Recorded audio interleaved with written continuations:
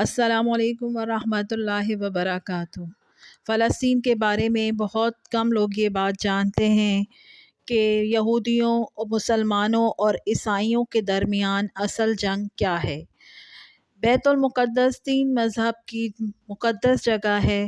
مسلمانوں کا قبلہ دوم، عیسائیوں کے لیے یسوع کی جگہ ولادت، یہودیوں کے لیے ہیکل سلیمانی۔ شروع کرتے ہیں حضرت ابراہیم علیہ السلام سے، جن کے دو بیٹے تھے، اسماعیل اور اسحاق۔ اسحاق علیہ السلام کے بیٹے تھے حضرت یعقوب۔ یہیں سے کہانی شروع ہوتی ہے یہودیوں کی، یعنی اسرائیلیوں کی۔ اسرائیل یعنی اللہ کا بندہ، اور یہ لقب حضرت یعقوب علیہ السلام کو دیا گیا۔ حضرت یوسف علیہ السلام نے جب کفیل مصر بنے تو آپ کو حکم ہوا کہ اپنے تمام خاندان یعنی آل یعقوب کو مصر بلایا جائے اور مصر کی سرزمین کا ایک مخصوص حصہ ان کے لیے مختص کیا جائے، اور اللہ کی طرف سے کہا گیا کہ اے آل یعقوب، اس سرزمین میں تمہارے لیے برکتیں ہی برکتیں ہیں۔ حضرت یوسف علیہ السلام 12 بھائی تھے، اس لیے اللہ تعالیٰ نے ان کے لیے 12 چشمے جاری کیے، اور یوں اس سرزمین کا نام حضرت یعقوب کے لقب سے اسرائیل پڑ گیا، جسے آج یروشلم بھی کہا جاتا ہے۔ آپ کی نسل سے کم و بیش 70,000 انبیاء کرام آئے۔ حضرت یوسف کے بھائی یہودا کی نسل آگے بڑھی تو اس میں سے آنے والے تمام بنی اسرائیل یہودی کہلائے۔ وقت گزرتا گیا اور حضرت موسیٰ علیہ السلام کا دور آیا۔ جب فرعون نے مصر کی آپ پر زمین تنگ کر دی تو بنی اسرائیل کے ساتھ آپ کو مصر سے نکلنا پڑا۔ اس دوران بنی اسرائیل پر اللہ تعالیٰ کی بہت سی کرم نوازیاں بھی ہوئیں، جس میں من و سلویٰ، چشموں کی بہتات، مچھلیوں کے شکار کا ذکر قرآن پاک سے بھی ملتا ہے، اور وہیں ہمیں ایک گائے کا ذکر بھی ملتا ہے جس کے لوتھڑے سے مردے نے اللہ کے حکم سے زندہ ہو کر اپنے قاتل کا نام بتایا۔ اس گائے کی نشانی اللہ تعالیٰ نے سورہ بقرہ میں بھی بیان فرمائی، جو کہ آپ سرخی مائل رنگت کی گائے تھی، اور ایسی گائیں آج بھی یہودیوں کے نزدیک مقدس مانی جاتی ہیں۔ حضرت موسیٰ علیہ السلام کے بعد دیگر نبی آئے۔ اس دوران میں حضرت موسیٰ علیہ السلام اور ان کے دور کی کچھ باقیات، تورات، من و سلویٰ کا کچھ حصہ بنی اسرائیل نے ایک صندوق میں محفوظ کر لیا۔ یہ اللہ کی طرف سے حضرت آدم علیہ السلام کو دیا گیا ایک خاص صندوق تھا، جو نسل در نسل نبیوں کے پاس رہا، جسے قرآن میں تابوت سکینہ کا نام پکارا گیا، اور یہ یہودیوں کو اپنی جان سے زیادہ عزیز ہے۔ حضرت داؤد نے جب جالوت کو ہرا کر اس تابوت سکینہ کو حاصل کیا تو یوں بنی اسرائیل نے انہیں نبی تسلیم کر لیا، اور حضرت داؤد علیہ السلام نے اس صندوق کی حفاظت کے لیے ایک ہیکل تعمیر کروانا شروع کیا، جو کہ ان کی زندگی میں تو مکمل نہ ہو سکا۔ ان کے بعد ان کے بیٹے حضرت سلیمان علیہ السلام نے جنوں کی مدد سے اس کو مکمل کروایا۔ اسی دوران میں آپ کی بھی وفات ہو گئی، اس وجہ سے اسے ہیکل سلیمانی کہا جاتا ہے۔ بعد ازاں بابل کے بادشاہ بخت نصر نے اسرائیل پر حملہ کیا اور ہیکل سلیمانی کو بھی گرا دیا، اور تابوت سکینہ بھی اپنے ساتھ لے گیا۔ سیپرس دی گریٹ نے دوبارہ یہ شہر حاصل کیا، یہودیوں کو دوبارہ یہاں آباد کیا، اور تابوت سکینہ کو بھی واپس لایا گیا۔ ہیکل سلیمانی ایک دفعہ پھر تعمیر کیا گیا۔ پھر وقت گزرا اور حضرت عیسیٰ علیہ السلام کی آمد ہوئی، جنہیں نعوذ باللہ یہودیوں نے دجال، ناجائز اور کیا کیا لقب دیے۔ یہاں سے یہودیوں میں سے 2 الگ قومیں ہو گئیں، ایک یہودی اور دوسرے نصرہ یعنی عیسائی۔ یہودیوں نے سازش کر کے حضرت عیسیٰ علیہ السلام کو صلیب پر چڑھا دیا، اور اللہ تعالیٰ نے انہیں اپنے پاس اٹھا لیا۔ اس کے بعد یہودیوں اور عیسائیوں میں کئی چھوٹی موٹی جنگیں شروع ہوئیں۔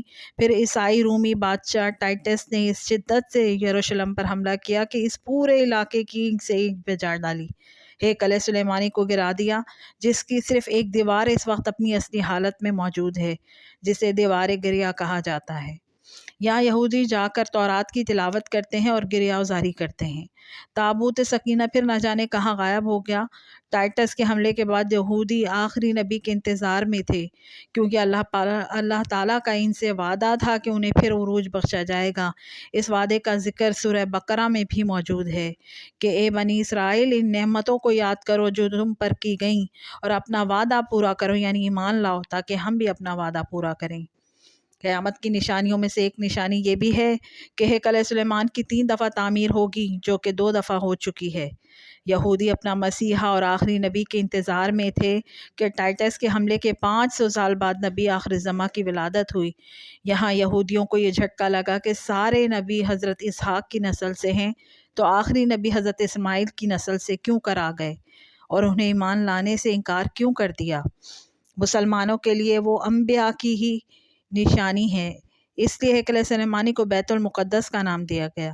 اسلام کے آغاز میں یہودیوں کو قائل کروانے کے خاطر ہی بیت المقدس کی جانب منہ کر کے نماز ادا کرنے کا حکم ہوا، کیونکہ یہودی اس طرف منہ کر کے عبادت کیا کرتے تھے۔ 17 ماہ بعد ہماری عبادت کا رخ بیت المقدس سے بیت اللہ کی جانب موڑ دیا گیا، کیونکہ مسلمانوں کا شروع سے قبلہ اول وہی رہا جس سے پہلے حضرت آدم اور پھر حضرت ابراہیم علیہ السلام نے تعمیر کیا۔ حضرت عمر رضی اللہ تعالیٰ عنہ کے دور میں حکومت میں اسرائیل یعنی یروشلم پر عیسائیوں کا قبضہ تھا۔ بیت المقدس کے ہی احاطے میں انہوں نے گرجا گھر تعمیر کیا ہوا تھا اور عین تابوت سکینہ والی جگہ پر وہ گند پھینکا کرتے تھے۔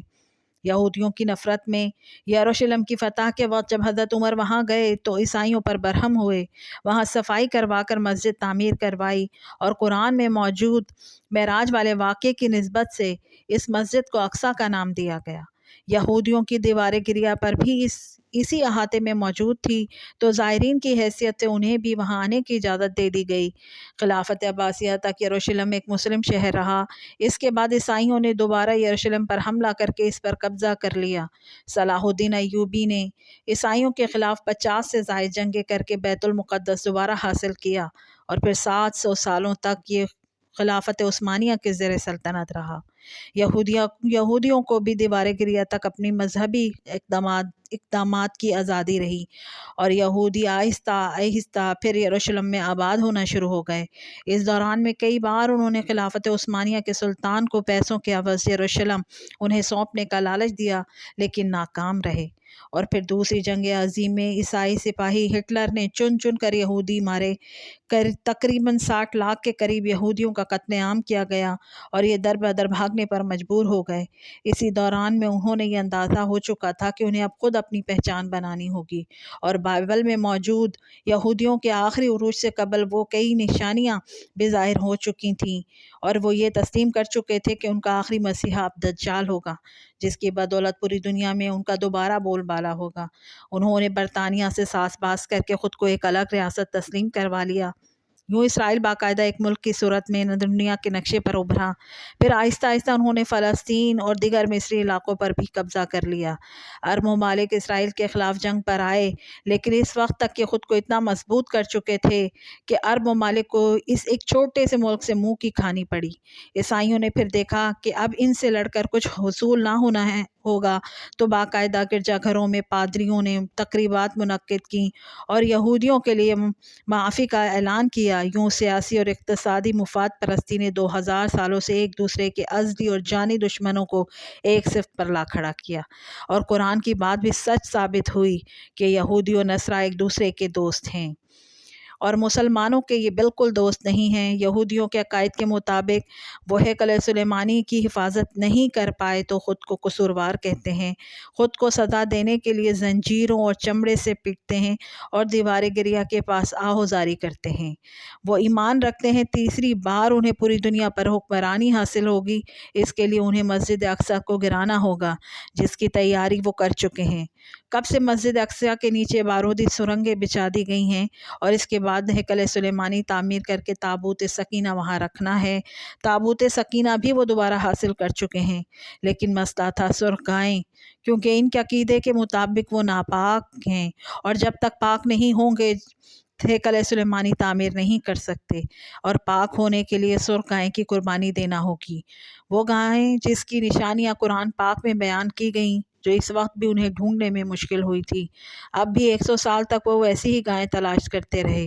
ٹیکنالوجی کا استعمال کرتے ہوئے بچے پیدا کرنے کا کامیاب تجربہ کیا انہوں نے، پھر اس تجربے کے بدولت ویسی ہی نشانیوں والی گائیں پیدا کرنے کی کوشش کی، لیکن ناکام رہے۔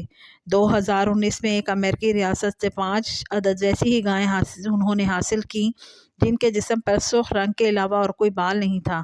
انہوں نے کبھی کام کے لیے استعمال نہیں کیا گیا۔ اگلی نشانی کہ ان پر کسی بیماری کا اثر نہیں ہونا چاہیے۔